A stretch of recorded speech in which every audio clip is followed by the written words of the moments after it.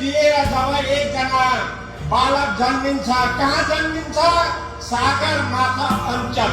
गुरु हजुर जन्मेको ठाउँ सगरमाथा अञ्चल। राम्ररी सुन्नुहोस् है, फेरि सुन्न पाउनुहुन्न। सगरमाथा संसारकै सबभन्दा अग्लो, त्योभन्दा अग्लो ठाउँ कहीँ छैन। त्यसको अञ्चलमा उहाँको जन्म। उहाँको जिल्ला पर्छ फेरि उदयपुर। उदय जिल्लाको नाम उदयपुर, गाउँको नाम माङतेन। माङ भनेको के हो? घर। तेन भनेको गाउँ। ईश्वर बस्ने गाउँमा त्यो बालकको जन्म हुन्छ र जन्म भएपछि उसले संसारमा धेरै कुराहरू देख्छ, बुझ्छ।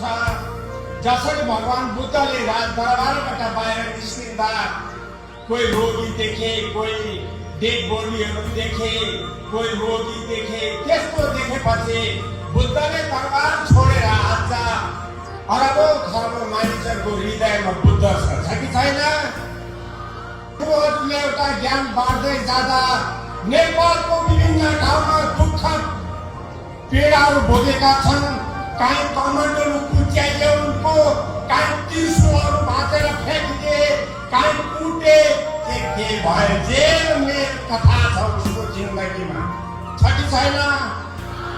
हामी त्यो खालको यात्रीहरू है। हामी त्यो खोत्रे मत्रियाहरू होइन। हामी फ्रेस फ्रेस अहिलेको युगको एकदम फ्रेस फिलोसफी दर्शनमा हामी हिँडेको हो कि होइन?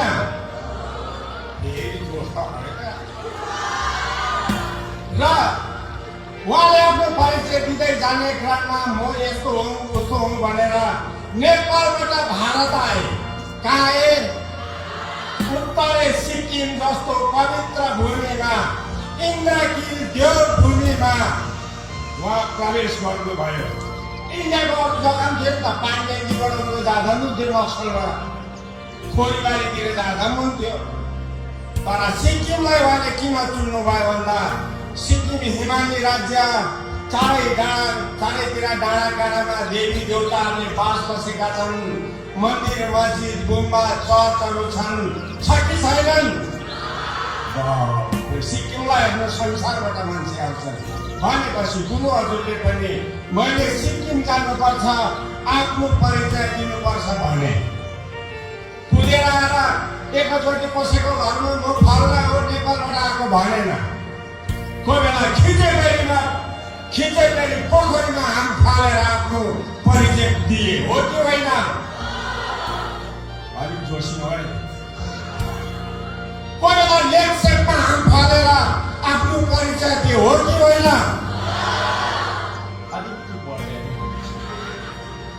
कोही बेला 1,35,000 बोट बिरुवा रोपेर आफ्नो परिचय दिए कि दिएनन्?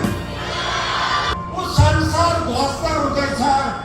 मानिसहरू एक दिन हामी मरेर जान्छौँ। जस्तै अहिले यहाँ यत्रो भिड छ, एकछिनमा भरे यहाँ कोही भिड हुँदैन, सबै आफ्नो आफ्नो घर जान्छ, जाँदैन। त्यसले यो संसारबाट पनि जानुपर्छ। जाँदाखेरि गुरु हजुरले कहाँ जानुपर्छ भनेर चाहिँ उहाँ सिकाउनु आउनु भएको एउटा दार्शनिक